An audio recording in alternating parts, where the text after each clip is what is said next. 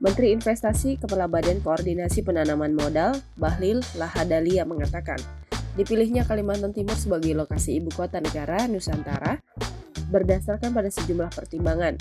Salah satunya pemerintah ingin mengupayakan pemerataan pembangunan, sebab Kalimantan Timur berlokasi di bagian tengah Indonesia.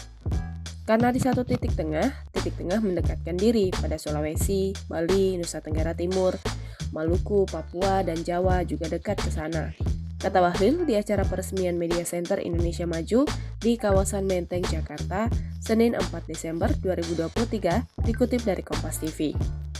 Bahlil mengaku rencana pembangunan IKN telah melalui pertimbangan dan kajian yang panjang dengan melibatkan para ahli. IKN diklaim akan membawa kemajuan pesat bagi perekonomian Indonesia bagian timur. Kalau ada calon presiden yang tidak setuju kalau kita pindahkan ibu kota negara, maka dia tidak ingin Kalimantan maju, Sulawesi maju, dan tidak ingin Indonesia Timur maju, ujarnya. Bahlil juga menyebut pembangunan IKN sudah berjalan, sejauh ini tengah dikerjakan pembangunan gedung, pemerintahan, hotel, rumah sakit, hingga pusat perbelanjaan. Investasi Agustus 2024 kita akan melakukan upacara di sana. Dan sekarang Hotel Bintang 5 udah jalan dan gak ada masalah. Sebagian jalan, sebagian bertahap, katanya. Namun Bahlil mengungkap belakangan banyak investor mulai meragukan pembangunan IKN. Sebab ada capres serta pemilu 2024 yang mengkritik proyek tersebut.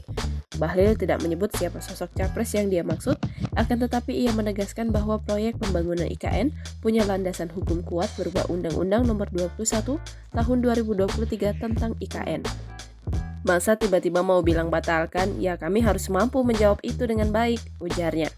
Bahlil pun menyebut ketika Undang-Undang IKN dirumuskan, hampir semua fraksi partai politik di Dewan Perwakilan Rakyat RI setuju. Dengan adanya undang-undang ini, kata dia, siapapun pimpinan pemerintahan ke depan wajib untuk melanjutkan pembangunan IKN Nusantara.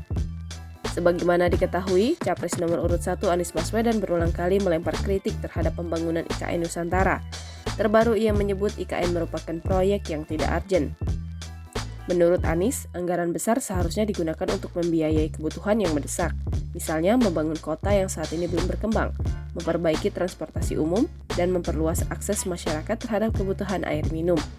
Download Tribun X sekarang, menghadirkan lokal menjadi Indonesia.